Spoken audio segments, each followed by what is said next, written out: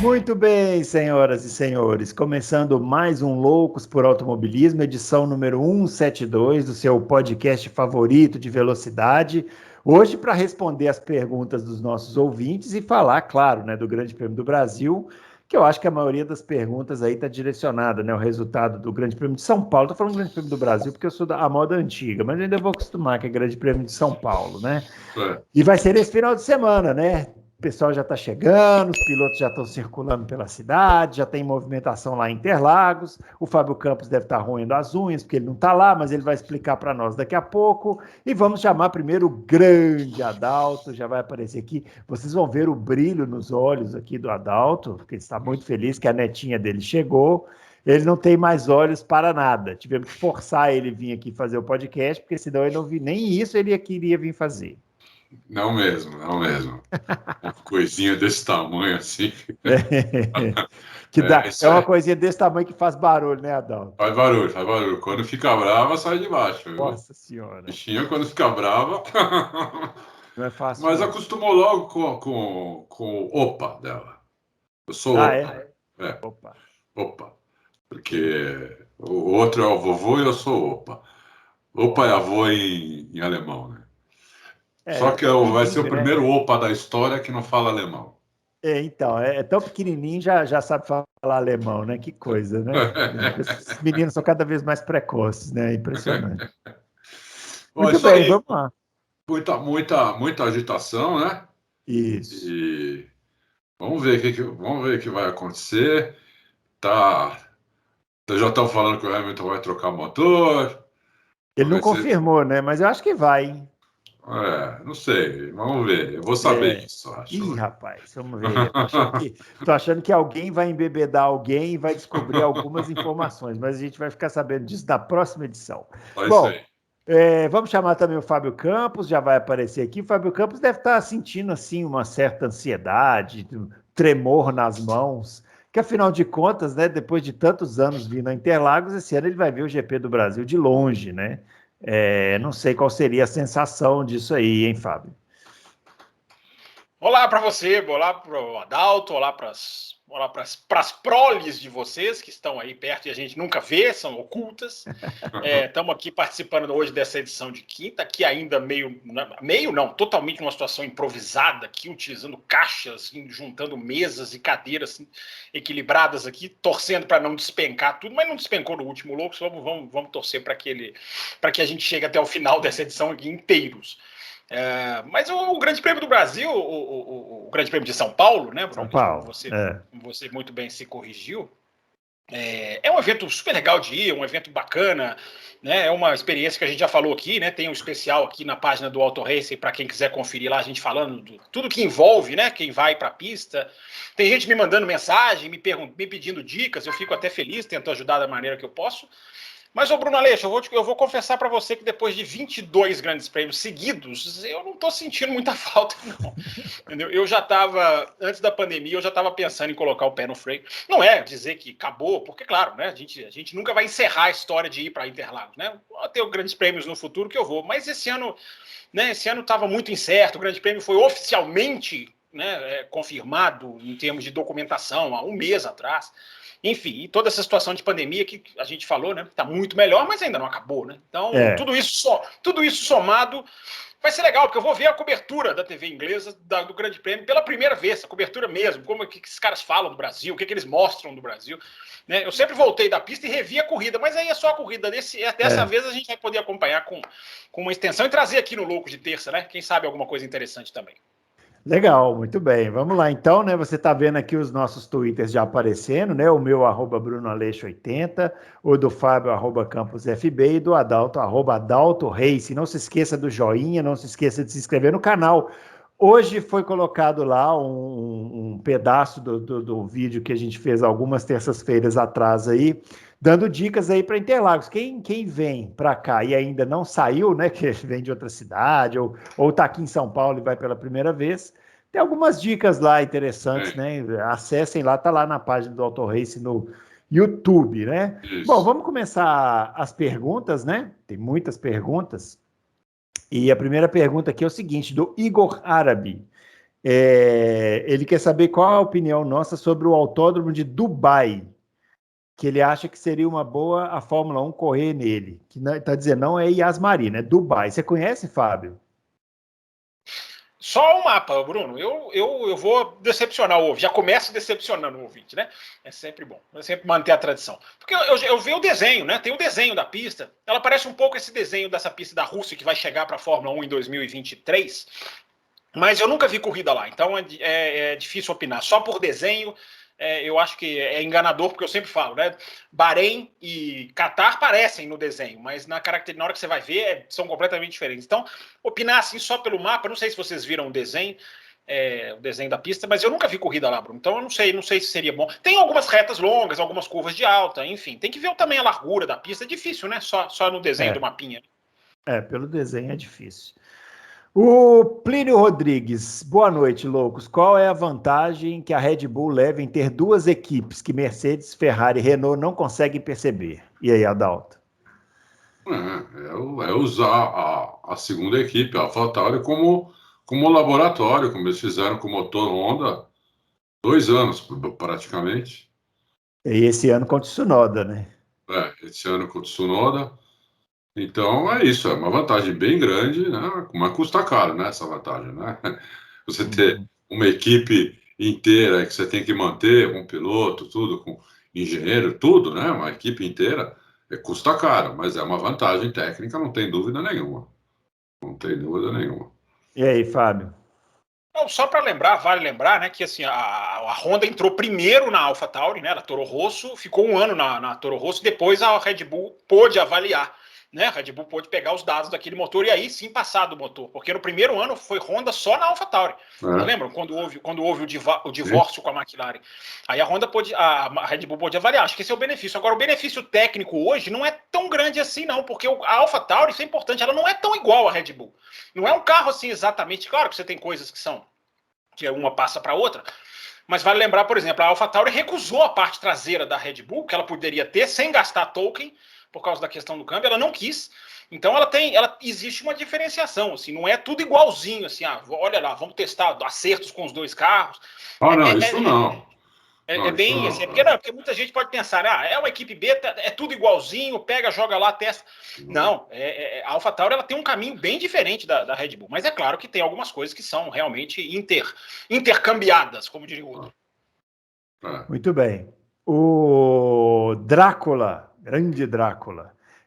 Adalto, será que a Red Bull vai manter a filosofia de reiki alto nos carros de 2022?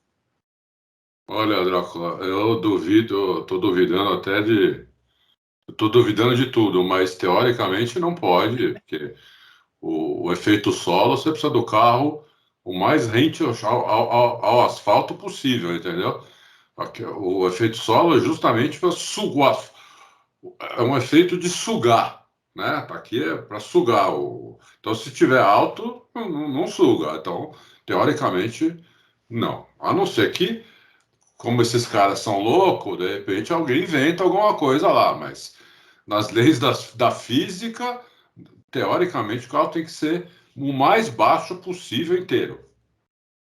Eu também acho que não vai ter, não, porque o difusor é o grande segredo do reiki, né? Tanto que a mudança no difusor, a mudança na altura lá atrás foi toda a diferença, né? E se você olhar, foi o Drácula, né, Drácula? Se você olhar a foto do carro de 2022, é outro difusor, é quase uma boca, é quase uma cratera que o carro vai ter atrás. Então isso muda totalmente. Agora, como o Adalto falou, os caras inventam, né? Vocês lembram quando os caras inventaram que o bico mais alto era o melhor para a Fórmula 1? Todo mundo saiu copiando. Os caras quebram conceitos, né, gente? Eu tava vendo a altura do carro da Red Bull, é impressionante como a traseira da Red Bull é alta, né? Vendo agora no México. Ou seja, o conceito do carro tá sempre junto ao chão, até isso os caras conseguem subverter. Então lá na frente pode até ser, mas eu acho que nesse primeiro ano, assim, o carro nunca foi para a pista, eu também acho que não vão fazer isso. Mas alguma coisa eles inventam. O legadão da Fórmula 1. Aí, ó.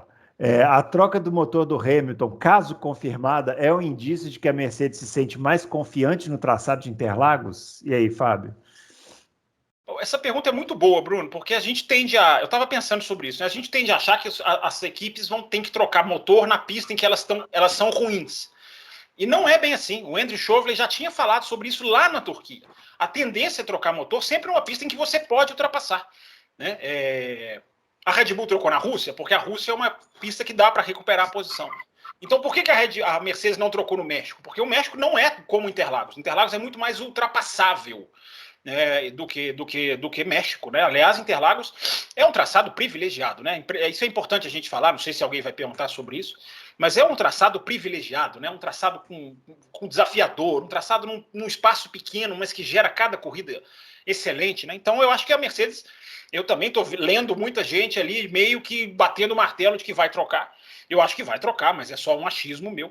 Mas é por causa disso, né? Porque é ultrapassável, você consegue recuperar a posição. Isso é muito mais importante do que você escolher a pista dependendo de que pode acontecer isso ou aquilo. É uma das poucas pistas que tem 2 pontos claros de ultrapassagem. Uhum. Então... Verdade. O Adalto, José Dias pergunta, Adalto, qual a pergunta você fez ao Hamilton? Boa pergunta, hein? Boa pergunta essa. A primeira, mas não foi exatamente aquela. Eles devem ter pego. Só explicando, né, para quem não viu, veja, né, o Auto Racing publicou o vídeo aí da entrevista do Hamilton, que foi exclusiva para alguns sites, né, e a Petronas que negociou e tal. Mas só deixaram nós publicar no canal. Então, mas foi a entrevista fechada, né, para alguma empresa da América Latina, mas aí eles liberaram para a gente publicar no nosso canal. E foi a primeira pergunta que eu fiz lá para ele, que ele respondeu. Você não vai contar qual foi? Não, eu quero que o pessoal assista. Vamos ouvir lá, né? Pessoal, vai lá ver. Como assim? Que maldade com o ouvinte, que maldade. Muito bem, doutor Comico dando aqui uma opinião, falando assim que se não fossem os problemas com os direitos humanos no Oriente Médio, as corridas por lá seriam um dos pontos mais altos da Fórmula 1, assim como foi nos Estados Unidos. Ele está falando que só de ver as fotos do circuito de Jeddah, fiquei impressionado. Aquele background do marco, o modernismo da cidade, fora que a cultura deles é até interessante para quem gosta. Ok. Catar e Bahrein também possuem boas pistas e ainda tem uma lá em Dubai que fazem corridas de endurance, que a gente comentou aqui, né? Que é bem legal, mas nunca cogitaram em Fórmula 1. Espero que essas lutas modernas por igualdade e a Fórmula 1 ajude aos poucos a melhorar a vida das pessoas por lá. Você sabe que é uma coisa interessante nessas corridas, né? Vai pouco povo de lá, né? Uhum. Faz essas corridas para atrair turista principalmente da Europa. Uhum. O barenista, o cara que mora no Bahrein, o cara que mora lá em Abu Dhabi, eles 10% só. Quem nasce em Abu Dhabi é o quê, Adalto? Emirados Árabes Unidos, né? Sei lá o que o cara é, viu, meu? Emiradense. Emiradense, sei lá o que ele é. Emiradista. Eles não vão, porque primeiro que, né, é uma cultura que Fórmula 1 está assim no limite para ser uma coisa absurda, assim, quase proibida, né, para eles, uma coisa barulhenta, uma coisa que vai. Agora não tem mais grid girl, mas quando tinha grid girl, então já pensou aquelas meninas de mini saia, semi-nua ali? Tremenda ofensa, né? Uma ofensa, entendeu? Então eles estão fazendo muito isso, né? Esses países do Oriente Médio, principalmente aí ele citou Dubai, porque eles estão tentando preparar o país para o fim do petróleo, né? Esses países eles ficaram ricos. Na verdade, não é o país que ficou rico, é a família que manda, né, no país. O país é pobre, mas as famílias que mandam nesses países são trilhardárias, eles não têm noção de dinheiro, não têm noção de. Para eles, você falar uma Ferrari custa 10 milhões, o cara não sabe se está caro, se está barato. 10 milhões tá bom, então eu quero, entendeu? Quer dizer, então, eles estão tentando, né? Principalmente Dubai, eu tenho um amigo que mora em Dubai, um conhecido, que mora em Dubai, eles fizeram ilhas lá, ele mora numa ilha dessa, que é uma coisa que você nunca ia imaginar que alguém poderia fazer. Ilha para 300 casas, mansões, entendeu? No meio do mar, sai assim, parece uma flor, né? Então, isso aí, eles estão fazendo para atrair gente de fora, turismo, essas coisas, né? Porque não é muito para o povo de lá, não. Legal. A Maria Clara Bortoli. O que vocês acham da troca de bastão na Fórmula 1? Muitas pessoas influentes da Fórmula 1 comentando sobre isso recentemente, mas gostaria de ouvir a opinião de vocês. Eu gostaria que o Hamilton conquistasse o seu 8º título e se tornasse o maior vencedor. Mas uma coisa dentro de mim gostaria que o Max conquistasse o título nessa temporada. Ô, Maria Clara, você tem que se decidir, minha filha. Que isso aí? Não, ele está merecendo muito e foi um dos poucos que vi bater de frente com Hamilton. E aí, Fábio, essa troca de bastão na Fórmula 1, isso é um movimento que aparece de tempos em tempos, né? Aparece um mais jovem, desafia um mais veterano, né? Sempre acontece, né? Na Fórmula 1 demora a trocar o bastão, né? Porque a Fórmula 1, depois que virou os anos 2000, a Fórmula 1 passou a ser a Fórmula 1 das eras, né? A era Schumacher, até Stroll, Alonso aparecer, depois foi a era Red Bull, agora a era Hamilton. Então eu acho que essa variação de vencedores é sempre positiva, né? Agora eu sempre digo, o Hamilton, o excesso de títulos do Hamilton seria muito mais, digamos, melhor aceito se ele viesse com corridas boas. Eu gosto de fazer sempre a comparação com a MotoGP. A MotoGP, na última década, o campeão era já sabido na terceira corrida, só que a qualidade das corridas era um atrativo, né? Então, eu acho que esse é o fator mais importante. Se o Hamilton ganhar os próximos 5 campeonatos, maravilha, mas agora se forem 5 campeonatos como esse, é uma coisa. Se forem 5 campeonatos como o do ano passado, é outra completamente diferente. Então, enfim, quem ganha, quem perde, eu acho que para o esporte é importante ter o conteúdo, ter a qualidade técnica. E a nossa ouvinte aí é a prova, né? Um vai preferir outro, o outro vai querer outro, o outro torce, o outro esquece, o outro lembra, o outro prefere um. Então, isso aí é muito pessoal, né? É isso aí. O Braia não deveria punir nada disso, na minha opinião, mas punir o Gasly na Turquia e não punir o Ricardo no México mostra que o Michael Masi e os comissários estão mais perdidos que cego em tiroteio. Aquela vez ele usou a desculpa de punir qualquer toque na primeira volta. Que desculpa estúpida ele vai dar agora? É isso aí, né? O Michael Masi não tem critério, né? Quem não tem critério leva ferro. Vamos arrumar uma rima para isso aí, né, Adão? Gente, mas peraí, vocês estão direcionando para as pessoas erradas. O Michael Masi não é diretor de prova. O Michael Masi não tem a ver com punições. Ele explica na segunda-feira, porque ele é um embaixador, mas não é ele. Mas enfim, respondam aí, depois eu complemento. Não, vai lá. Quem falou aqui foi o Brian, eu só referendei. Só rapidinho. Vai você, Adão. Comissários, né? São os comissários que punem. Isso, exatamente, são 4. Os comissários que punem. Mas o Michael Masi é o que vai lá, que fala, que no briefing é ele que vai dar a cara para a imprensa, tudo. Ele, na verdade, é o chefe desses comissários, né? Então, eu acho que até está certo cobrar o Michael Masi, como eu cobro desde o começo, desde a primeira corrida. Os comissários fazem asneira, né? A primeira corrida que ninguém mais lembra, que o Verstappen passou o Hamilton por fora da pista, porque não tinha como ele passar por dentro, porque o Hamilton usou a pista inteira. Então ele passou o Hamilton por fora. Assim como nós elogiamos a ultrapassagem do Kimi e do Alonso nos Estados Unidos há 2 corridas atrás, foi igualzinha. O Alonso tirou toda a pista do Kimi, o Kimi passou ele por fora, todo mundo aplaudiu. No caso do Verstappen, o Verstappen foi punido, teve que devolver a posição de volta, entendeu?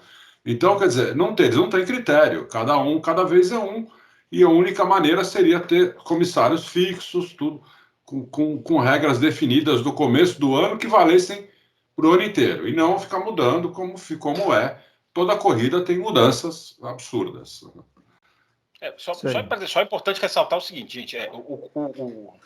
O Michael Masi, ele não tem gerência sobre os comissários, ele não comanda, ele não influencia os comissários. O Michael Masi, ele é diretor técnico, bandeira vermelha é com ele, track limits é com ele. Agora, julgamento desportivo, o cara bateu no outro, o Michael Masi não tem gerência, ele passa, é aquele negócio do noted, né? Noted. Ele nota, entre aspas, ele registra e os caras vão lá e julgam. Agora, ele não tem influência. Então, as pessoas não estão direcionando para quem tem que direcionar, que é o Jean Todt. O Jean Todt é o problema dessa história toda. O Jean Todt não, ele tem o poder de escolher comissários, de padronizar comissários, de conversar com comissários.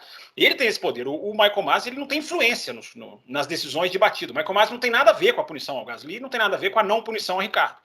Agora, eu discordo do ouvinte no seguinte, não é porque puniu o Gasly que tem que punir o Ricardo. Pedir consistência no erro eu não concordo. Eu prefiro a inconsistência que vai do bom, quer dizer, do ruim para o bom. Eu não sei se eles estão indo do ruim para o bom, porque na próxima corrida eles podem jogar tudo a perder. Né? Vai uma batida no S do Senna, os caras vão lá e rasgam. Não dá para pôr a mão no fogo para esses caras. Mas ter que punir o Ricardo só porque puniu o Gasly, não. A punição do Gasly foi erradíssima, mas a do Ricardo é uma punição que tem que ser analisada, gente. Ali é tecnicamente, pega a telemetria. O cara estava acima da velocidade, o cara foi. Ele compara a velocidade dele com os outros. Essa punição tem que ser muito técnica. E ela não veio. Eu acho ótimo, porque não me pareceu que o Ricardo fez nada de absurdo para essa batida. Agora, querer cobrar que pune o Ricardo só porque. Não, mas ele está falando o contrário. Ele acha que não devia ter punido ninguém. Ah, não. Então tá. Então eu concordo com ele. Eu entendi errado, então. Tá certo. Então concordamos. Tá certo.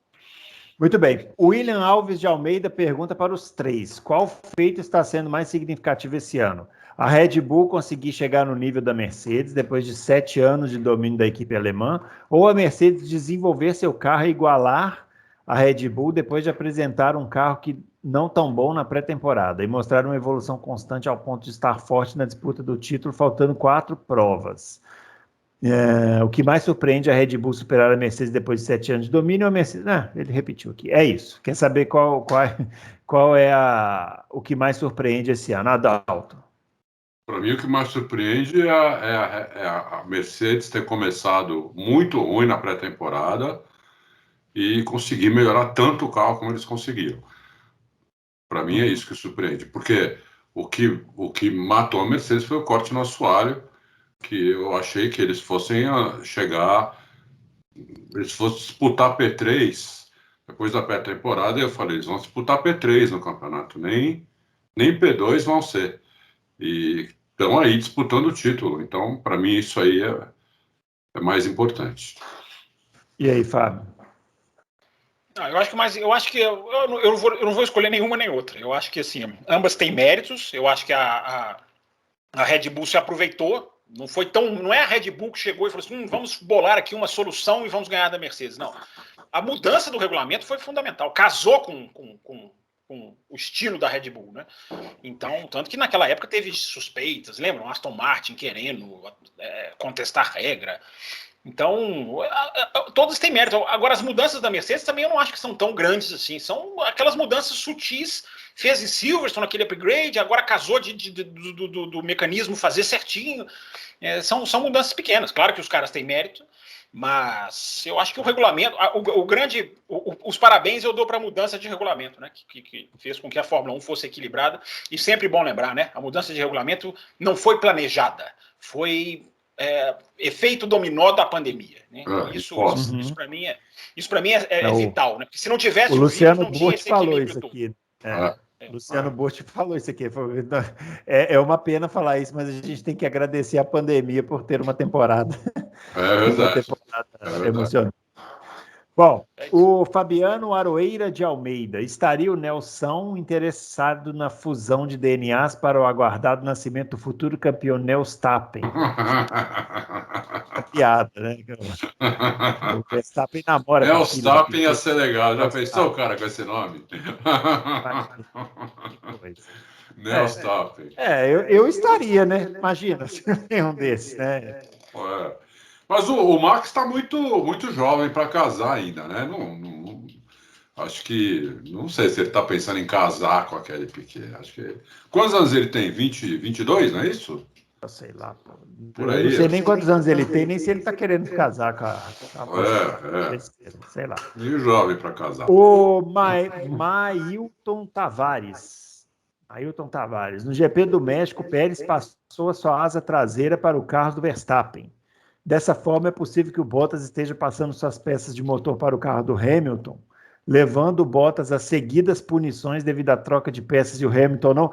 Foi mais ou menos o que a gente levantou aqui, que estava meio estranho esse negócio do Hamilton não trocar de motor, mas parece que vai trocar, né? Não pode fazer isso. Não pode passar as peças no motor. O motor ele é todo lacrado, né? Lacrado, entendeu? Então você não pode abrir o motor, pegar a peça de um e colocar no outro. Não pode de jeito nenhum. Se a Mercedes estiver fazendo isso, ela tem que ser desclassificada do campeonato. Uhum.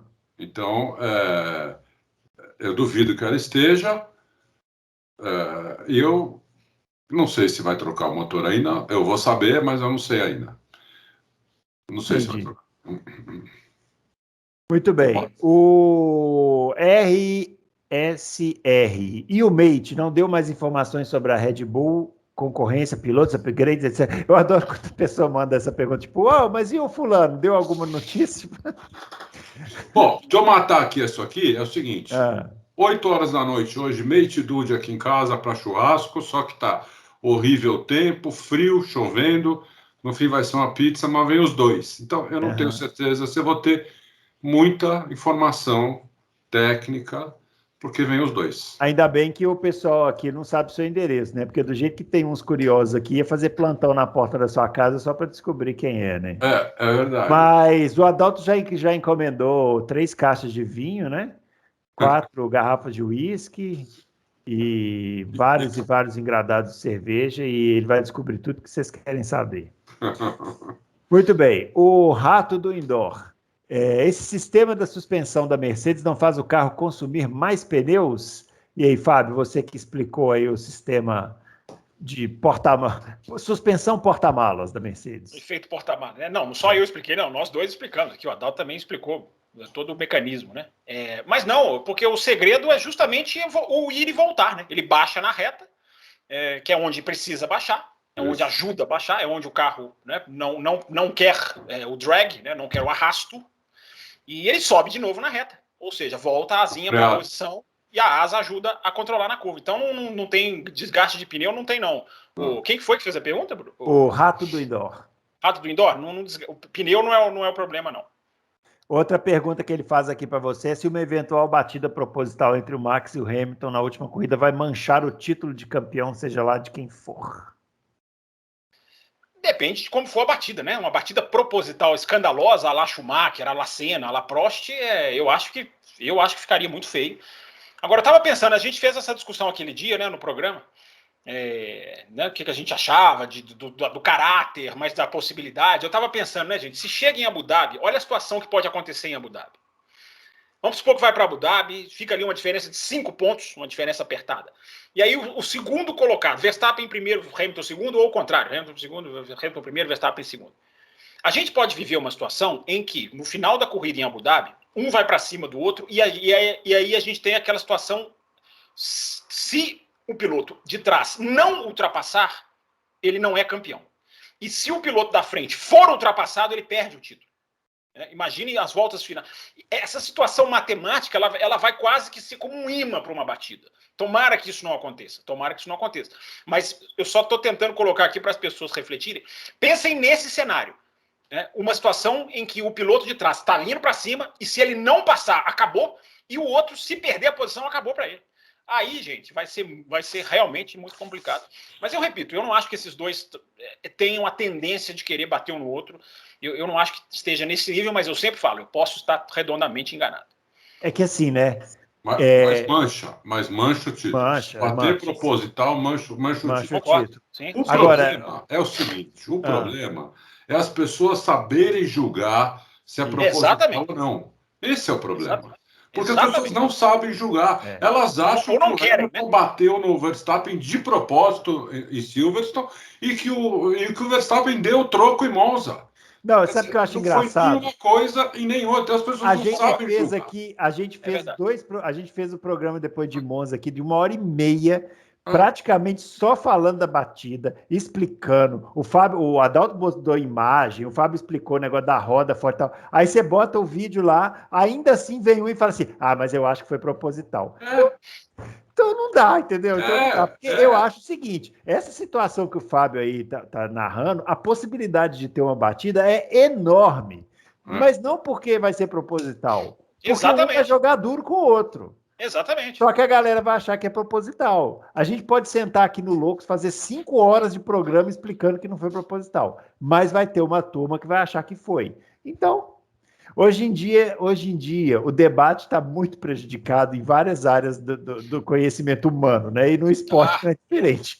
Sabe qual foi a última batida proposital que teve na Fórmula 1, Ah, pessoal, você que está olhando aí, foi entre Hamilton e Rosberg em Barcelona, que o Rosberg ele tinha apertado o botão da largada, esqueceu de desapertar, o carro dele perdeu potência, o Hamilton pôs do lado para passar, ele veio para cima do Hamilton, falou, vou jogar ele para fora da pista. No meio da reta, o Hamilton falou, eu não vou para fora da pista, não tirou o pé, e bateram os dois, foi de propósito.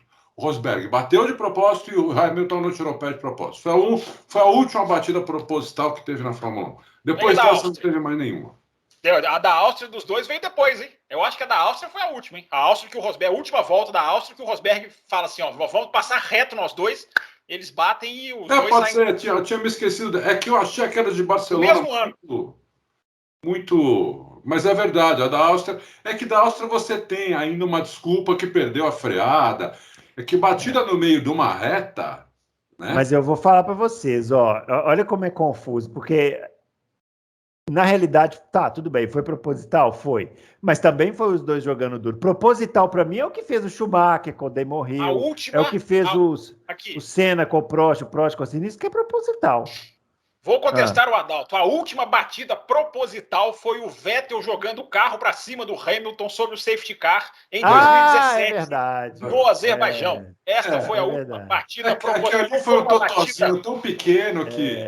Mas ele então, jogou... Mas essa aí eu acho mais proposital do que essas do Rosberg com o Hamilton. Porque eles estavam disputando, né? Agora ali o Vettel pôs do lado e pumba, jogou. Isso. Né? Era safety car, o Vettel reclamou do brake test do Hamilton naquela curva anterior, e aí ele põe de lado e dá uma... Não tô falando agora deixa eu provocar, agora vou provocar. E o Vettel com o Leclerc aqui em Interlagos 2019? Na reta oposta lá. Eu acho que foi proposital. Não acho que foi proposital. Ali eu acho que... Para mim, aquela batida tirou o Vettel da Ferrari. Para mim, a Ferrari nunca vai admitir, mas para mim, os caras demitiram o Vettel, porque uma Ferrari bater na outra, né? Implode o mundo, cai a Itália, explode o vulcão. É a pior coisa. O Papa sai correndo, né? O Papa sai correndo de sunga. Então, eu acho que ali foi. Mas, enfim, tem umas batidas meio propositais lá no fundo do pelotão. Teve uma do Magnussen com o Gasly. Tem umas lá atrás que às vezes a gente esquece também. Mas, ó, a resposta para ele aí eu concordo com o Adalto. Sim, se for claramente proposital, vai manchar, e eu espero que não aconteça, vai ser uma pena. Mas, Bruno, é isso que você falou, né? Assim, a gente, só para não deixar aqui a impressão de que nós somos donos da verdade. As pessoas podem nos contestar, podem falar, não, eu acho que isso aqui... Mas quando você põe ali a visão técnica, você printa a tela, você mostra em vídeo, como eu fiz lá, o Adalto fez aqui no programa, e eu fiz lá no Twitter, com a roda do Verstappen, o braço do Verstappen, a pessoa pode contestar, mas tem esse fator técnico aqui, tem outro ali. Às vezes os caras contestam, agora você mostra essa evidência e o cara simplesmente não quer achar. Ele não quer achar. Aí não adianta convencer. Não, agora, então, isso é importante. Não é que a pessoa não pode discordar da gente, pode discordar, lógico. Não. Mas se a gente fez um tratado técnico aqui, faça outro. Fala assim, ó, exatamente. Isso que vocês falaram não tá certo por causa disso. Teve um que eu acho que até me balançou. Um lá que eu não lembro agora quem é. Tem uns que contestam com visões interessantes. Sim, só que é a minoria, né? A maioria entra lá e faz, não concordo. Foi de o problema é quando você coloca lá no Twitter, por exemplo, os prints, as evidências que são... Gente, evidência não é opinião. Evidência é evidência. Aí o cara vai e escreve embaixo do seu Twitter assim, não, bateu de propósito. Aí você fala assim, não vou nem discutir. É assim. Muito bem. Vamos lá, ó. O Lucas Nobre tem uma pergunta e ao final um pedido. Por que o Ricardo demanda mais tempo para se adaptar ao carro em comparação aos demais pilotos? Lembro que com a ida para a Renault também demorou para se destacar e agora na McLaren é a mesma coisa. Seria falta de técnica, pilotagem mais instintiva? Tenho receio que com a mudança do regulamento para o ano que vem ele precise novamente de um longo período para apresentar bons rendimentos. Com relação ao pedido, percebi que o Adalto entregou o Pérez e o Ricardo nas mãos de Deus e eles apresentaram melhora. Adalto, coloca minha vida financeira nas mãos de Deus, por favor. Lucas, é o seguinte, pede para reza à noite. Maravilhoso. Pede para Deus que ele resolve. Sempre. Você pulou a pergunta do Santiago, né? Pulei, eu volto nela depois, então. Responde o Lucas Nobre aí, eu volto nela. Pulei mesmo, foi mal. Primeiro, Fábio, vai. Vai, então rapidinho, enquanto você procura aí a pergunta do Santiago.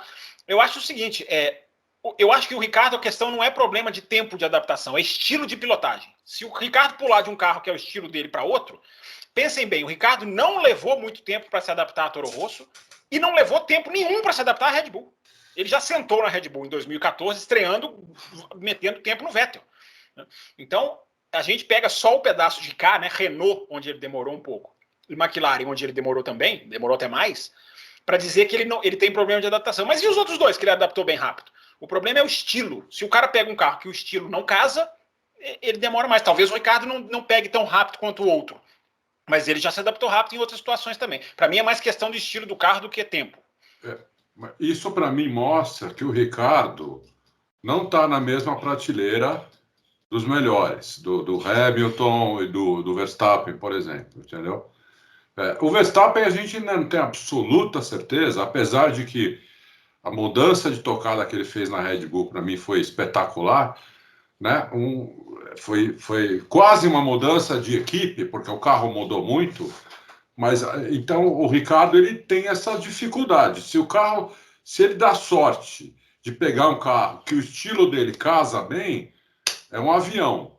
Mas se não der essa sorte, ele demora muito para mudar a cabeça, porque a pilotagem, como ele falou, a pilotagem boa é aquela instintiva. Se o cara tiver que ficar pensando o tempo todo, ele vai ser mais lento, entendeu? Ele não pode pensar. Ele pensa quando ele está no treino. Ele tem a pré-temporada, tem a sexta-feira, aí ele pensa, ele estuda o traçado, ele olha com o engenheiro, qual curva, na curva antes da reta eu vou fazer diferente para aproveitar melhor a reta. Isso aí é uma coisa que ele pensa antes. Na hora que ele senta no carro, aquilo já tem que estar gravado no cérebro dele para ele ir instintivamente. Porque se ele for pensar em cada curva, ele vai ser meio segundo mais lento, entendeu? Então é isso. O Ricardo é ótimo piloto, adoro ele, mas ele realmente não é um monstro de piloto, entendeu? Muito bem. Só uma coisa rapidinha aqui, Bruno. Eu vou colocar no meu Twitter um dado, um recorte daqueles recortes que eu sempre coloco. Esse é mais em tom quase de brincadeira. Como seria o campeonato, como é a classificação do campeonato nos finais de semana de sprint? A pontuação dos 2 finais de semana em que houve sprint. O Ricardo seria líder do campeonato. Tá? Claro que eu estou falando, é uma coisa quase que divertida, né? Mas mostra uma adaptação, talvez, até da McLaren. O Norris seria o 4º colocado. Mostra uma adaptação da McLaren, claro, conta muito Monza, mas somando e Silverstone, a pontuação de Silverstone e Monza, se existissem só finais de semana de sprint na tabela, eu repito, é mais em tom de brincadeira, Daniel Ricciardo era líder do campeonato. O Verstappen seria 10º colocado só com 5 pontos. 5 pontos só. Mas aí conta Silverstone também, né? Silverstone e Monza, né? E Monza, Muito bem.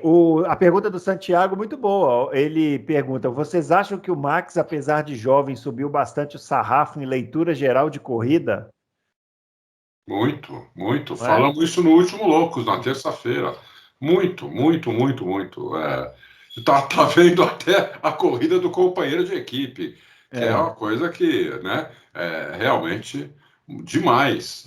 Subiu muito, tá num nível muito alto, né? Não é que ele não tinha leitura de corrida, hoje é mais ou menos. Não, hoje é muito alto. Então, é isso. É isso aí. E a tranquilidade para pilotar, né? Impressionante. O Mailton Tavares, existe um acompanhamento oficial da Fórmula 1 sobre o teto orçamentário de 2021? Acompanhar quanto cada equipe gastou e se está próximo ou não de atingir o teto, se isso é divulgado ao público. Fabião. Se vai divulgar ao público, vai ser sempre a partir de fevereiro, né? Porque termina o ano, aí tem que fechar os balanços, auditar os balanços, como diria o outro. Mas a Fórmula 1 ela tem a promessa, né, gente? Nós estamos engatinhando em teto de orçamento ainda está engatinhando. Esse ano, isso é importante falar, 2021 ainda tem um caráter meio que experimental. Assim, não vai haver punição se uma equipe infringir certas coisas, não tudo. Eu não vou me lembrar agora de cabeça, até porque eu li isso mais lá no começo do ano. Existem certos estouros que podem ser tolerados neste primeiro ano, porque é um primeiro ano que a Fórmula 1 entende que, como o corte vai ser muito violento para Mercedes, Red Bull e algumas outras, eles não seriam tão, digamos assim, preto no branco, só errou, puniu. Agora, vai demandar transparência, isso aí que vocês falaram, vai muito importante ter transparência, e é uma empresa terceirizada, né? Isso também é muito importante. Se é uma empresa contratada, para não entrar politicagem, para não entrar influência, o cara da FIA não gosta de fulano, aliás, né? Só um parênteses aqui, né? Já há denúncias de que federações de automobilismo do mundo estão sofrendo pressão política para votar em candidatos da FIA. O próprio Comitê de Ética da FIA já denunciou, ou seja, a porqueira já começou para a próxima eleição do próximo presidente. Então, só fazer esse parênteses. Então, para evitar isso, é até bom que tenha sempre uma empresa terceirizada e tem que ser transparente. Gente, a Fórmula 1, se tem uma coisa que a Fórmula 1 não é transparente, a Fórmula 1 a FIA faz acordo com a Ferrari e não conta para ninguém. Não vamos contar o que foi. Então tem que ser transparente na questão financeira, senão o público começa a desacreditar disso. Isso aí é muito fácil, é só aprender lá com NBA, NFL, que o orçamento é controlado há trocentos anos, entendeu? Mas essas categorias, esses campeonatos divulgam para o público, Adalto, os balanços? Eu não sei. Eles não. Alguns times divulgam, outros não. Mas isso não é.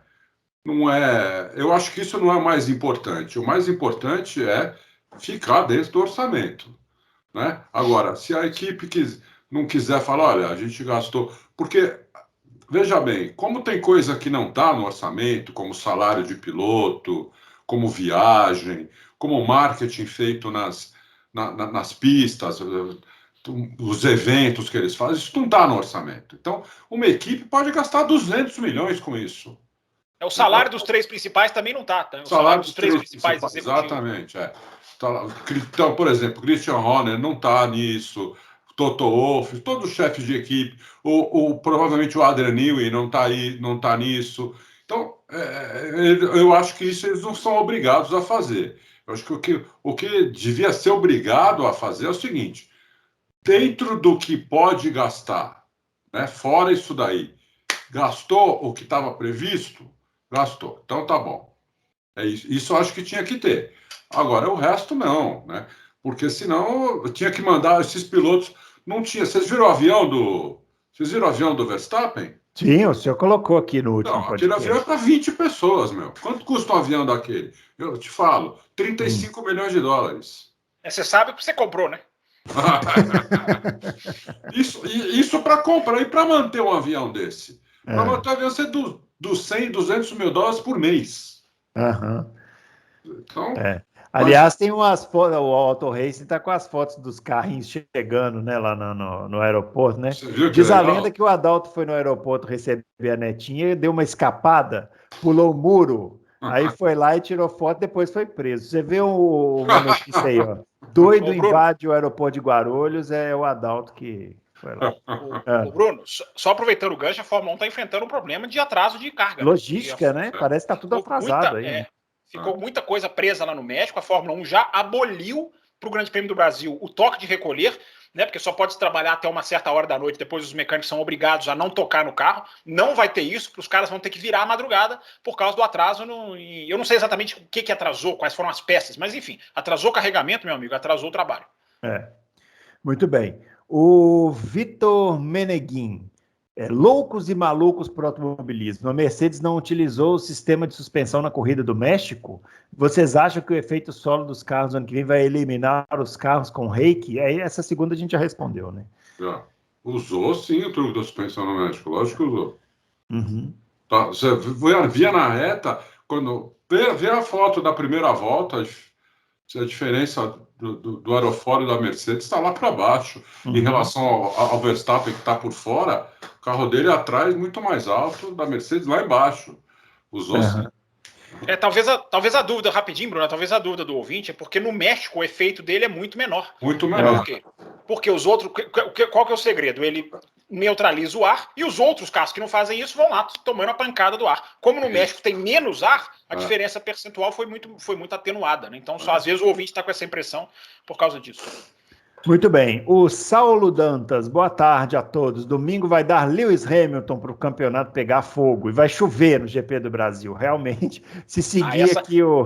Essa segunda aposta, eu acho que ela é mais certa do que a outra. Se seguir aqui o que está acontecendo aqui na cidade, é bem capaz de chover mesmo. Ele está comentando, aquele vai fazer o que ele sempre faz, vai pegar o Uber cedo, para no posto em frente ao autódromo, toma um café na padaria e espera os portões abrir. Isso no setor A. Bom GP a todos. Muito bem, senhor Saulo. Uma coisa que ele falou aqui é o seguinte, eu vi esse comentário no nosso vídeo, não sei qual dos vídeos, não sei se foi nesse corte agora ou no vídeo original, uma pessoa lembrando uma coisa interessante. Cuidado com o táxi Uber na volta de Interlagos, porque o pessoal costuma cobrar uns preços mais salgados para levar o pessoal de volta, viu? Então... No Uber você já sabe, porque já veio... só que eles fazem um truque, Adalto, que eles ficam com os aplicativos desligados e dá aquele preço dinâmico, entendeu? Entendi. E aí aumenta o preço. Então, a dica é, volte de metrô, procure os ônibus lá do que o Fábio citou aqui, que tem lá nos bolsões, ou espera um pouco, fica lá um pouquinho a mais no autódromo, a gente ficava lá batendo um papo, né, tomando os últimos a sair. Os últimos a sair. E na padaria, a última coisa para tomar na padaria antes de ir embora chama rabo de galo. Toma um que você vai quente. Agora aqui, deixa eu falar uma coisa. Vocês dois são os imprestáveis, né? Porque vocês passam o ano inteiro, quando eu não estou aqui, claro, porque quando eu estou aqui vocês ficam inibidos, vocês abrem o programa, vocês falam do trânsito de São Paulo, vocês falam da vacinação em São Paulo, vocês falam se São Paulo tá frio, tá calor, como se São Paulo fosse o Brasil. Me incomoda bastante. No final de semana de Grande Prêmio do Brasil, vocês tinham que dar aqui uma previsão do tempo. E aí, tá chovendo, tá frio, chove tarde, chove tarde, chove... A previsão do tempo. A previsão do tempo em São Paulo não existe. Uma previsão completa dos dias, da hora do dia que chove. Coloquem aí o fato de vocês serem da terra aí, agora em prática, como não? A previsão do tempo está chovendo para burro, então você vem com a sua capa de chuva, porque com certeza vai chover no dia do GP, né? Mas tá chovendo todo dia? Tá, já tem uns 3 dias que tá chovendo, né? Mas vamos lá, vamos ver a previsão do tempo aqui. Já que então parece que toda vida vai ser com chuva. Que sábado melhora, sábado e domingo parece que não vai chover. Mas... Vamos ver aqui, ó. Domingo. Domingo não vai chover. Domingo não vai chover. Se chover na sexta, vamos lá, se chover na sexta já embaralha tudo, né? Na sexta vai chover. Vai chover. Um treino só, e o qualifying já de tarde, meu Deus, hein? Na sexta chuva, mas sábado e domingo sem chuva. Você que vem aqui aqui para Interlagos não vai chover, não. Mas traz a capa de chuva assim mesmo, é bom, viu? Não deixa de trazer, não. Leva a capa de chuva, não pode ser. Finalmente vocês morarem em São Paulo serviu para alguma coisa. Serviu para alguma coisa. Pergunta do Murilo Carvalho, dando nota 10 aqui para gente, para o podcast, e pergunta: Hamilton teve em sua carreira adversários duros como Alonso, Kimi, Massa, Button, Rosberg e Vettel, mas agora pegou o Verstappen pela frente. Na minha opinião, o Max tem um talento muito similar ao Hamilton, só que o holandês ainda vai evoluir e é provável que se torne melhor que o Hamilton. A menos que o Max pegue Covid, não vejo chance do Hamilton levar o caneco esse ano. O que vocês acham? Aí ele está perguntando da previsão, acabamos de falar aqui. E aí, Adalto? Para mim está mais pro Verstappen, mas assim, não acho que ele já levou, mas está mais para ele. Eu acho que está uns 65-35 para ele. Mas não quer dizer que ganhou. Já aconteceu, o Piquet já virou campeonato assim, faltando 3 corridas para acabar. Entendeu? Já vi isso acontecer. Né? Então, contra a Prost, contra caras violentos também, não é contra Zé Mané. Então, não está acabado, tem 4 corridas, tem que correr, tem que ganhar, vai chover sexta-feira, então o Hamilton já tem provavelmente, não sei se vai chover na hora da classificação, mas se chover na hora da classificação, aí, na minha opinião, o Hamilton é o favorito para pole, entendeu? Então, tem tudo isso, mas eu acho que está mais para o Verstappen. Muito bem. E aí, Fábio? Bruno, eu acho o seguinte, está mais para o Verstappen, me parece, né, assim, tá bem claro, mas o Hamilton, gente, a gente tem que lembrar, né? O Hamilton ganhou uma corrida das últimas 7 se a gente for contar Spa, mas eu não vou contar Spa. Então, uma corrida das últimas 6, o Hamilton ganhou. O Hamilton, o percentual de poles do Verstappen, né, tá 9-3, não é percentual não, número absoluto do Verstappen, tá 9 poles a 3 do Hamilton, e mesmo com todas essas informações desfavoráveis, ele está só a 19 pontos. Então, assim, eu acho que a gente tem que ver o outro lado. Mesmo com tudo, o Verstappen com números absolutos, liderou o triplo de voltas do Hamilton, ganhou muito mais, né? O Hamilton já não passa o Verstappen em número de vitórias, ele pode no máximo empatar, se ele ganhar as 4, enfim. Mesmo com tudo isso, gente, o cara tá muito perto. Então, o cara, ele é o duro de matar. Eu sempre gosto de usar esse filme. Vocês gostam de séries, e eu gosto de lembrar do filme. É o duro de matar. É o cara que, mesmo mal, mesmo nas cordas, é muito difícil derrubar ele. Ele vai ali forçando. E na hora que vira pro lado dele, é o que eu coloquei lá no Twitter. Se o Hamilton abandona, o Verstappen ganha, é praticamente finalizado. Mas se acontece o contrário, o Hamilton pode ser considerado talvez até favorito para ser campeão. Olha a situação que a gente vive. O campeonato ele pode ser sacramentado, entre aspas, ou ele pode ganhar uma reviravolta. Não é que o Hamilton pode sobreviver. O Hamilton pode sair de Interlagos com uma bonificação muito grande. Então está tudo muito em aberto. E o Hamilton, apesar dos números muito desfavoráveis, na minha opinião, ele está muito perto do Verstappen, olhando a proporção de performance. Isso é que eu queria dizer. No final aqui, ó, o Murilo Carvalho pede para indicar um site aqui, tudo sobre Fórmula1.com.br. Eu entrei aqui rapidinho, realmente tem muita coisa. Não sei se é tudo, mas tem muita coisa aí de estatísticas de Fórmula 1, parece bem legal. Valeu pela dica. O Islan Carlos, a Ferrari utilizará seu novo setup no ERS Interlagos? E aí, Adalto? Sim, lógico que sim. Não tem dúvida. Interlagos você tem a reta do box que começa em subida, é longa. Eu não sei quanto tem da curva do Lago até essa do Senna, eu não lembro de cabeça, talvez vocês lembrem. Mas é longo aquilo. Você fala da junção? Da junção, Da junção, desculpa. Não sei, os metros todos, não sei. Não sei, mas é longo aquilo e metade daquilo é em subida, entendeu? Tem que usar, não tem dúvida nenhuma. E depois tem a reta oposta também. Interlagos é o que falou no começo. Apesar da pista ter sido totalmente castrada, perto da anterior, essa pista é Mickey Mouse, mas mesmo sendo uma pista Mickey Mouse perto da anterior, perto das outras que existem hoje em dia, ela ainda é uma ótima pista. Excelente pista, um pouquinho curta, na minha opinião. A volta é um minuto e pouco, um pouquinho curta. Eu até já mandei, vocês já viram tudo, até já mandei lá, nem tive resposta daquilo. E aumentaria a pista em 700 metros, mais ou menos. Mas tem que usar, sim. Precisa de motor na Interlagos, não tem dúvida. Agora, não é motor que decide. Aí que tá, o motor não decide Interlagos, mas precisa dele. Muito bem, o Adriano Ferreira Costa. Agora aqui, rapidinho, Bruno. O Adalto quer que a volta seja maior, mas para quem vai para a pista, é muito melhor uma volta curta, porque você vê 72 pontos. Então o cara fica vendo. Para quem tá na arquibancada, é bom que a volta seja porque tem mais, você vê o carro passando mais vezes ali no seu cantinho. Sim, não, a pista curta da corrida melhor, inclusive. Porque os caras chegam mais rápido no retardatário, da corrida melhor, inclusive. Mas eu acho que aquela sugestão lá que eu mandei ia melhorar, talvez até. Não ia piorar a corrida, ia melhorar até. Vamos lá. Muito bem, ó. O Adriano Ferreira Costa. Uma curiosidade, será que essa possível perda do título pelo Lewis para o Verstappen seria mais dolorosa do que a perda para o Rosberg? Perder para o Verstappen seria cruel por ser o título que falta. Para o Nico, pesa mais a questão pessoal entre os dois. Não sei, acho que perder título dizer, né? Ruim, né? Perder título é ruim de todo jeito, né? Mas eu acho que pro o Nico foi pior. Eu acho. Eu acho, porque eles nitidamente ali viraram inimigos. Teve cenas que todo mundo viu, aquela do boné, tem várias cenas ali. Ali realmente era uma coisa pessoal, entendeu?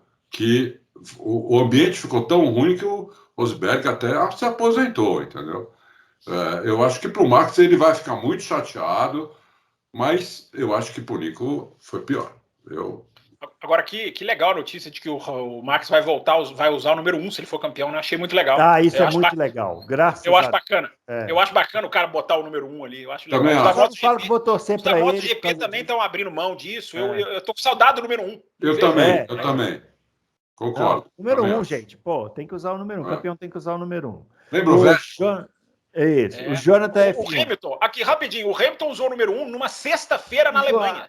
Não foi em Abu Dhabi? Foi em Abu Dhabi também? Acho que ele usou 2 vezes. Eu me lembro de uma sexta-feira na Alemanha, mas só na sexta-feira. Só promoção. Carro, número 1. Ô Hamilton, pô, se estiver aí ouvindo a gente, vamos usar o número 1 se for campeão também. O Jonathan F1. Adalto, seria possível as UPs da Fórmula 1 usar 100% etanol para diminuir a emissão de carbono? Olha, 100% etanol para pegar de manhã ia ser mais difícil.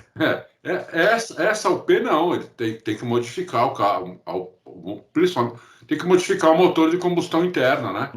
Para poder usar o etanol. Mas o etanol, ele emite menos carbono, mas emite bastante carbono ainda. Então não é isso que eles estão buscando neutralidade. Então, por isso que eles não vão. Essa pergunta é muito recorrente, não só no Loucos, como no site, eu recebo e-mail, tudo. O etanol emite carbono, emite menos, entendeu? Mas ele emite carbono, e não é isso que eles estão buscando. A Fórmula Indy já usa o metanol há trocentos anos, entendeu? Não, chegou a usar o etanol uma época? A Fórmula Indy? Acho que chegou, né? Chegou. A Fórmula o quê? A Fórmula Indy, acho que coisa de 10 anos, acho que chegou a usar, sim. Não, eu acho que foi o metanol primeiro e o etanol depois. Isso, Não, o metanol era antigamente, né? Isso. E aí agora ela usou o etanol. Agora hoje eu não sei, é etanol ainda? Agora ela vai para o híbrido no ano que vem, né, a Indy. E só para fechar, a Fórmula 1 vai começar a fazer nesse final de semana, com 8 anos de atraso, a explicar para as pessoas com gráficos na tela o que funciona, como é o motor híbrido, o que ele recupera de energia, a eficiência dele. Ainda não sei exatamente como vão ser os gráficos, mas a Fórmula 1 começa nesse final de semana a um trabalho de publicidade que vai influenciar nos gráficos na corrida, para divulgar a tecnologia híbrida, que está realmente muito avançada na Fórmula 1. A Fórmula 1 recupera mais de 50% da energia do motor, que é do calor. Isso é um número absurdo, né? Carro de rua chega a 30, eu acho, 30 e pouco por cento. A Fórmula 1 já recupera a Fórmula 1 já vai recuperar 50, já recupera 50, e agora vai divulgar isso, né? Por causa porque a Fórmula 1 está no canto nas cordas, né? O mundo todo, COP26, todo mundo falando de meio ambiente, e a Fórmula 1 vai começar a divulgar como o seu motor ajuda o meio ambiente. Mas eu acho que com 8 anos de atraso, porque isso podia ter sido feito quando entraram os motores híbridos em 2014. Mas ali era o Bernie Eccleston, o cara não queria saber desses motores, enfim. Muito bem, o Simia, dando parabéns aqui pelo programa e falando direto e reto. Fábio, Adalto e Bruno, quem foi melhor, Hamilton ou Schumacher? Para mim, Hamilton. Já respondi. Para mim, Hamilton também. Eu sempre falo, pelo fator de que me encantou mais em ultrapassagens, no roda com roda. Schumacher é excelente, mas o Schumacher era aquele cara, sentava e fazia o carro virar um foguete. O Hamilton é mais brilhante visualmente, por isso eu também acho ele melhor. Eu vou e volto nessa. Várias vezes a gente já recebeu essa pergunta aqui. No momento, eu tô mais Schumacher. Mas depois eu volto pro Hamilton. É assim. Os dois são foda pra caramba. Isso é um muro. Deixa eu falar. É o maior muro da história do louco. Eu vou falar. Esse negócio eu era Hamilton. Eu já tinha me decidido que eu ia pro Hamilton. Mas aí os confrades vieram aqui e falaram assim: você tem que indicar corridas clássicas. Aí eu fui lá e comecei a assistir umas corridas antigas para indicar corridas clássicas. Aí eu voltei pro Schumacher, entendeu? Porque o cara era bom pra caramba também. Cuidado ao assistir as corridas clássicas, que você vai cair a ficha de quem Johnny Herbert era, na verdade, você vai rasgar o seu fanatismo, hein? É o seu fanatismo. Essa aí não tem jeito. Inclusive, a primeira corrida clássica que indicamos aqui, o Johnny Herbert ganhou, claro, né? Não poderia ser. Porque você não é imparcial, você é parcial, você quis divulgar o seu piloto, né? Eu tenho certeza disso. É isso aí. O RBMV. Vejo muita gente falando de motor, suspensão, também notei que o grande diferencial dessa última corrida foi um item simples e muito exposto aos olhos de todos, os freios. Vocês poderiam explicar um pouco mais sobre as diferenças entre os conceitos adotados entre Red Bull e Mercedes? Esse duto da Red Bull com design quadrado, ouvinte, que reparem, com design quadrado e com as entradas de ar maiores, proporciona alguma vantagem? Ou eu fiz uma viagem e isso não gera nenhum impacto de performance? Que isso? Claro que não. Impacto gera. Fala aí, Adalto, mas impacto gera. Não, ele gera, até porque a Fórmula 1 tem 2 fornecedores de freios, a Brembo e a outra. Ai, memória. É Carbon Industry, não é? E é isso, acho que isso. Então, eles funcionam de maneira um pouco diferente e tem também um acerto de freio incrível, né? Não é que o freio chega lá, instala o freio e fala para o piloto, bom, tá, tem freio o carro. Não é assim, não é assim. Não. Existe um vai abrindo e acerto. fechando, né? Vai vedando e abrindo, né, Adalto? Isso. Existe um acerto de freio. Então, você pode ver na mesma equipe um piloto com abertura maior do que o outro. Porque um piloto usa freio mais do que o outro. Esquenta o freio mais do que o Hamilton esquenta o freio, por exemplo, mais do que o Bottas. Entendeu? Então, o acerto de freio do Hamilton é diferente do Bottas. Como eu acho que o do Verstappen também é diferente do Pérez. Então, eu acho que a magia do Ricardo tá aí, né, Adalto?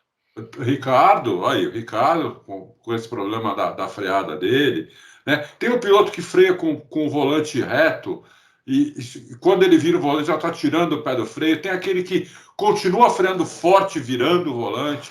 Tudo isso muda o acerto do freio, muda a entrada do freio para você refrigerar mais ou menos, porque quanto mais você abrir a entrada do freio, é pior para a aerodinâmica do carro, porque aquilo ali é um arrasto que você está aumentando no carro, né?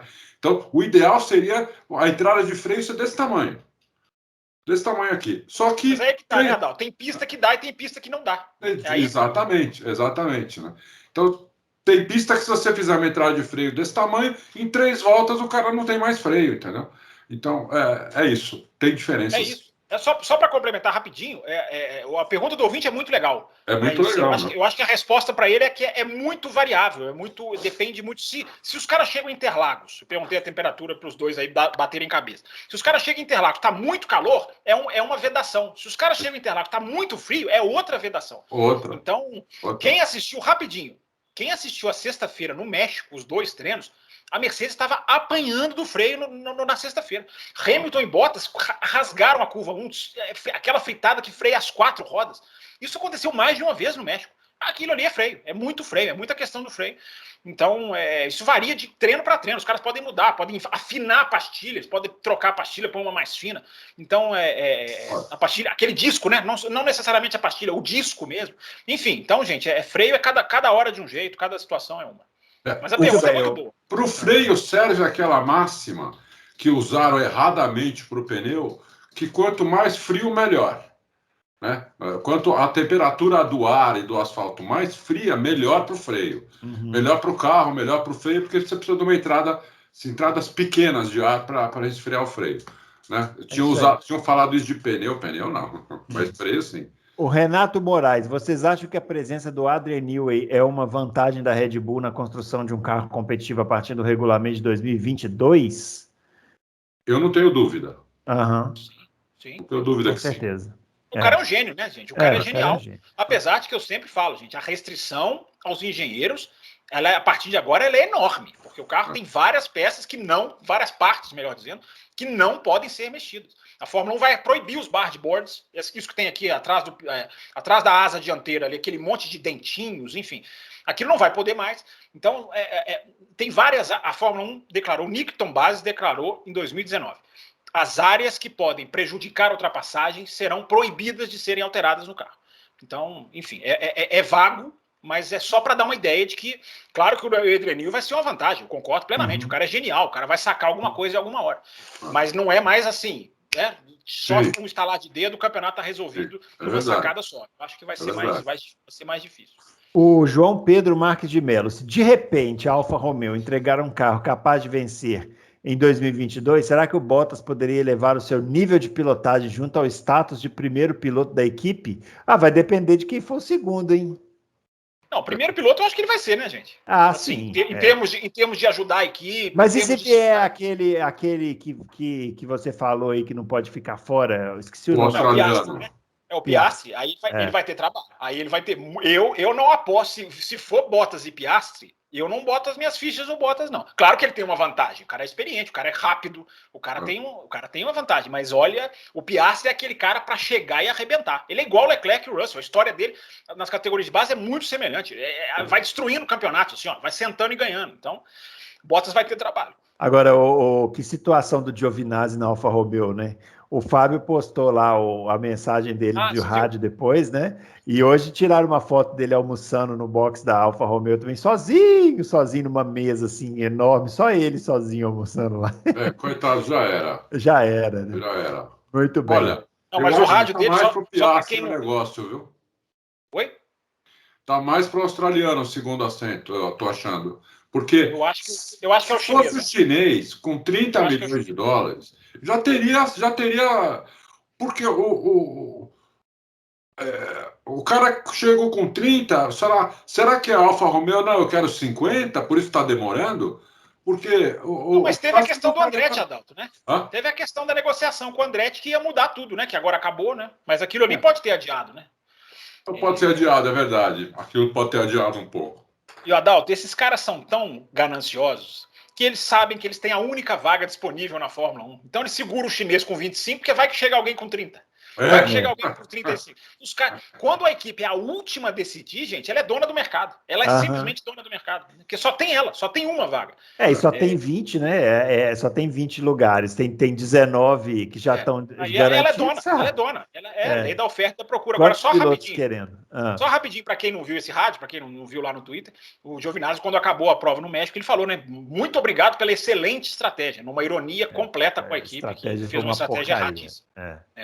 Muito bem. O José Antônio Vieira pergunta para o Adalto se você estava lá, Adalto, em Interlagos, quando o José Carlos Patti venceu em 75. O Fábio estava, né? Eu estava. Não era nem nascido, pô. Inclusive. Você estava onde, Adalto? Ali saiu um boato ali, achei que não foi isso, que o Emerson teria deixado o passe ganhar. Então o Emerson ficou em segundo, né? Porque o Emerson foi segundo. Mas eles não eram nem da mesma equipe. Não eram nem da mesma equipe, mas todo mundo ali era tão Emerson, né? Porque o Emerson era o rei do Brasil, né, meu? O Emerson era bicampeão. Como o brasileiro gosta uma intriga, né? Desde 75, essa coisa de porque deixou, né? O cara era da McLaren, o outro tá bravo. Pô, galera. Imagina. Nenhuma chance, né? Só vendo a corrida para saber, hein, o Adalto? Foi ou não foi? Não. Não deixou, não. O Emerson não chegou. O passe ganhou. Ia deixar troco de quê, meu Deus do céu? É lógico. Nem da equipe não era, Bruno, Pomba. Bruno, Fórmula 1 eu não desconfio de nada. A Williams já deixou a McLaren ganhar em 97 em Jerez. 97, mas ali foi uma corrida. Ali não. Ainda mais que o Emerson, foi 75. Né? Ele era bicampeão, ele podia ser bicampeão. Não? É verdade. Brasileiro gosta de uma intriga, né? Ali foi uma vitória legítima. Por isso que novela faz sucesso nesse país.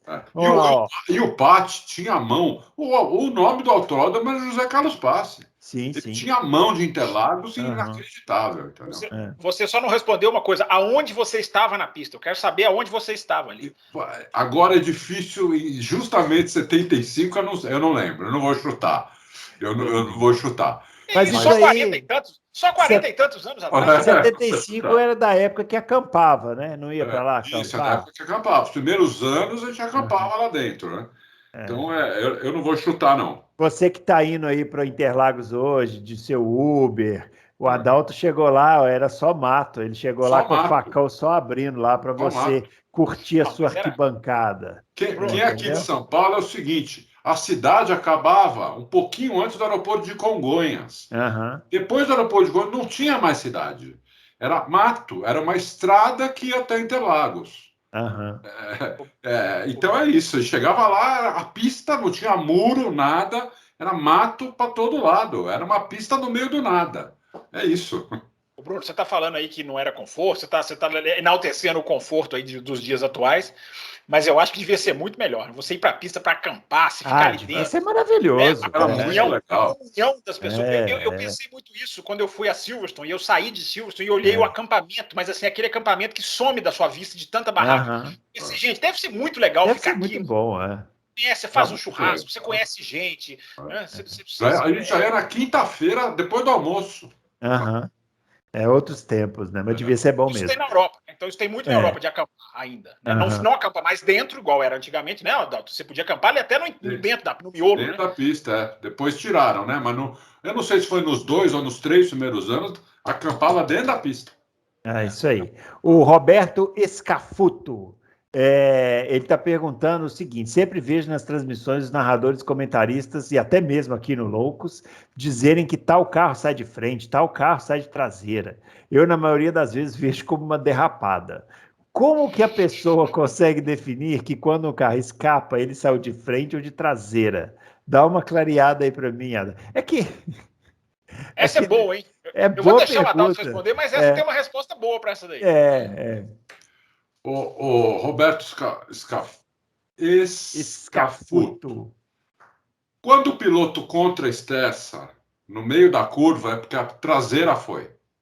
Então, vamos lá, é porque eu acho que ele tá num conceito anterior aqui. O contra-esterço é virar para o lado contrário, né? Do lado contrário, então. Você está fazendo uma curva para cá. Traseira, você vira para isso. Está fazendo uma curva para a direita, para cá, para cá. Né? A traseira escapa, o piloto faz isso, ó. Isso. Para a traseira voltar, ele tem que voltar com o volante reto. A hora que a traseira começa a voltar, ele volta o volante junto. Ou seja, ele tem que virar para o lado que não é o da curva. Só para ficar bem claro. O lado oposto ao da curva. Né? Quando é a frente que escapa, tem duas maneiras. Você tira o pé e a frente volta, ou você acelera mais para escapar a traseira. Isso. Entendeu? Só que se você acelerar muito, a traseira escapa demais, e aí você tem que contra-estressar também. Então, primeiro você perde a frente, acelera, a traseira vai, você contra-estressa. Só que aí você ferra os pneus da frente e os de trás. Então, o que na escolinha de pilotagem eles ensinam é, se o carro estiver escapando de frente, você dá uma tiradinha de pé que a frente volta. E se estiver escapando de traseira, você contra-estressa. Só que quando eu pegava um carro que escapava de frente, eu não fazia isso, não. Eu fazia a tangência antes do tempo e acelerava mais, porque eu sabia que a frente ela ia escapar o tanto para entrar direitinho no apex. Entendeu? Só que destrói os pneus da frente fazer isso, entendeu? Destrói. No kart é uma delícia guiar assim. Só que destrói com os pneus. Só que no kart as corridas são curtas, então... aí dá tempo, né? Dá tempo, Mas aqui, vocês para variar, foram técnicos demais. O ouvinte só queria saber como que ele identifica. E a primeira explicação foi ótima, do braço que contra-esterça. A segunda explicação do braço é o piloto ele tem que manter o braço, como se ele tivesse que virar ainda mais. É que a saída de frente ela é mais difícil de ver mesmo. Isso. Tanto que em inglês, né, os termos em inglês são bem esclarecedores, né? Em inglês é o understeer, ou seja, você tem quando sai de frente, ou seja, você tem que manter o volante virado para frente, pegar e virar.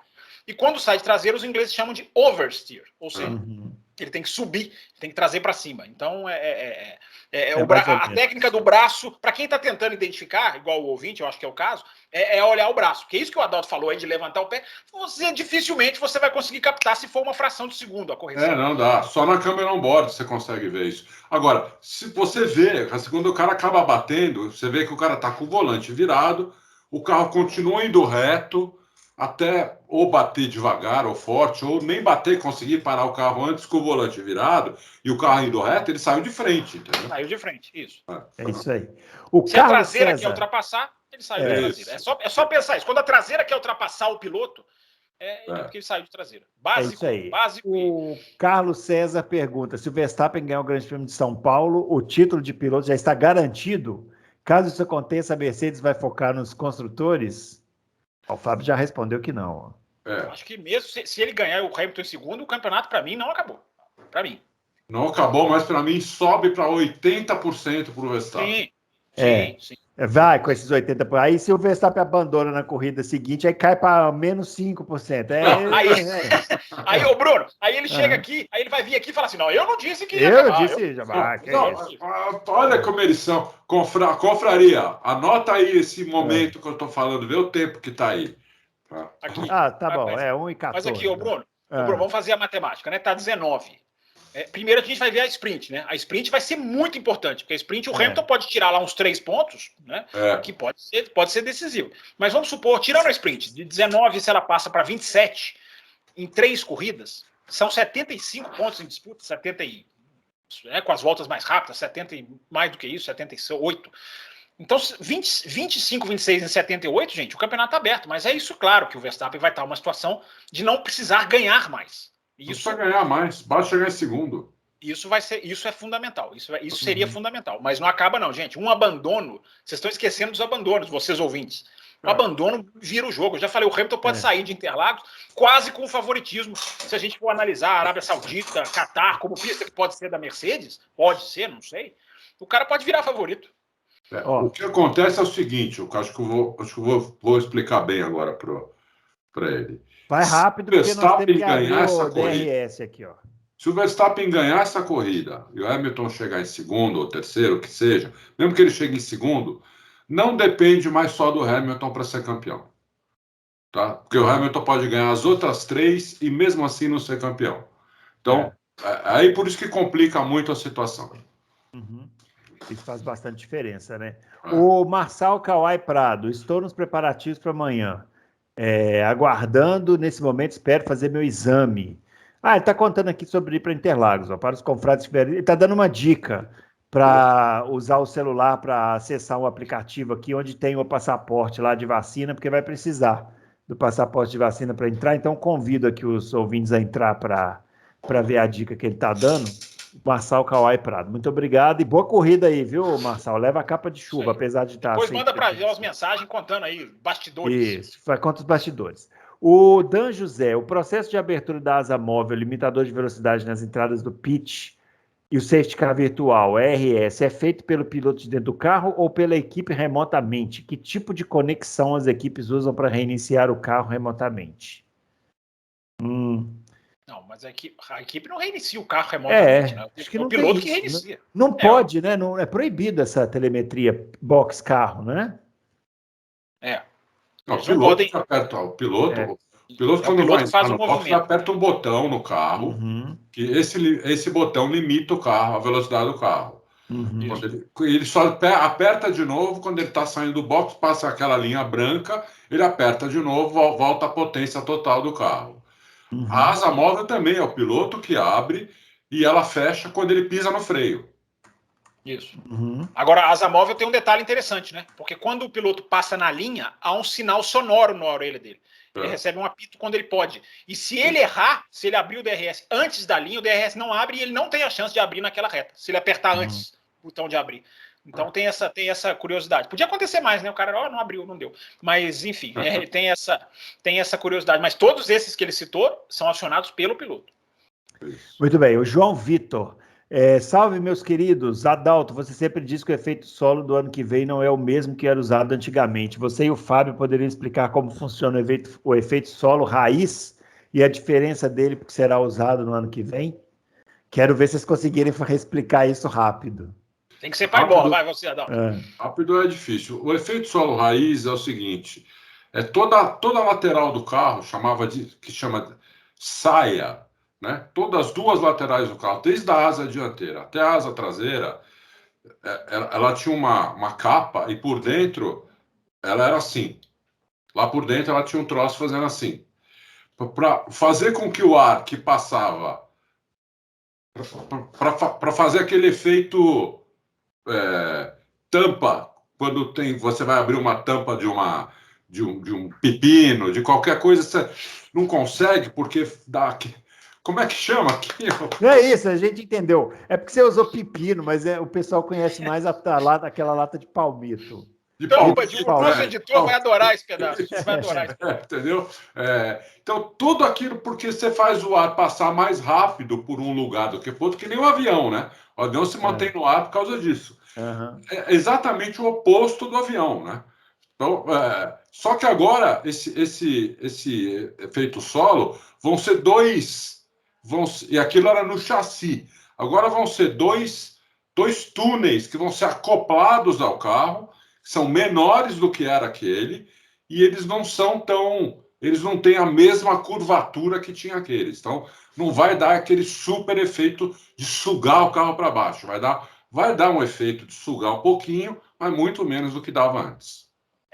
Porque a importância vai estar debaixo do carro, né? Eu acho que é por isso que é um efeito solo esse de 2022. Mas rapidinho, Bruno, assim, tem uma diferença, que esse carro ainda tem uma asa muito grande na dianteira. Então é como se o ar fizesse uma ponte nesse carro. Ele vai subir para depois descer. A asa vai jogar ele para cima. Tanto que as rodas dianteiras vão vir com dois spoilers em cima das rodas para ajudar a pegar esse ar e jogar ele de novo lá embaixo. E se você olhar onde hoje são os barboards, a entrada de ar do motor, elas são duas bocas. Elas têm quase que um formato de boca mesmo. Para pegar o ar, elas vão lá em cima e para pegar o ar e fazer o ar descer. Então é um modus operandi um pouquinho diferente. Uhum. O Icobi quer saber qual a nossa opinião sobre o Binotto e quem a gente colocaria como chefe de equipe no lugar dele da Ferrari. E não pode ser nenhum ex-chefe de equipe ou alguém que já estava na Fórmula 1. O Adalto ia falar o Briatore, pô. Briatore, Deus me livre. Não, eu acho que ele ia falar o Lawrence Stroll. Coloca o Lawrence Stroll. Deus me livre, Deus me livre. Falando nisso, então, parece que a Alpine quer contratar o cara da É o outro mais da Aston Martin. Isso. Não tem nada demais o cara ali, né, meu? Ele capitaneou a Force India nos bons tempos, né? Ele tá, todo o crescimento da Force India naqueles tempos, ainda era a Force India antes de Racing Point, ele estava lá. Então ele é um cara bem conceituado, né, no mercado. Ele tem até Ferrari, aquele cara ganha bem. Eu não sei quem colocaria hoje, se não pode colocar outro que já foi da Ferrari. Esse conhecimento de gestão assim para dar essa. A Fórmula 1 é muito restrita. A Fórmula E tem uns caras que são, claro, né? É difícil falar, é outra dinâmica de corrida, né? Mas a Fórmula E tem uns caras bons. Né? E a Fórmula 1 trouxe um cara da MotoGP, né? O David Brivio saiu da Suzuki, estão falando até que vai voltar. Né? Saiu da Suzuki, a Suzuki despencou esse ano na MotoGP. Aliás, despedida do Valentino Rossi esse final de semana, hein? Última corrida da história, última corrida da carreira, o adeus de Valentino Rossi nesse final de semana. Mas enfim, pode trazer alguém da Fórmula Indy, talvez, quem sabe, mas imagina o Roger Penske dirigindo. Roger Penske. O Michael Andretti, pronto, vamos pegar o Michael Andretti. Muito bem. O Eduardo Carrano. Em uma situação hipotética onde surge uma nova equipe em 2022, isso não acontece, Eduardo, isso não acontece. Com um supercarro imbatível, contrataria o Max e o Lewis Hamilton. Quem levaria o título? Essa é boa para responder rápido. Max e Hamilton disputando num carro igual. Quem leva, Adalto? Pô, aí é duro isso. Hamilton tem mais experiência. O carro do ano que vem é um carro novo. Hamilton se adapta muito bem a novidades. Mas seria um chute assim, muito grande. Tem também a questão que se o Hamilton ganhar esse ano, ele vai estar muito mais tranquilo ano que vem. Eu não sei responder. Também não sei. E aí, Fábio?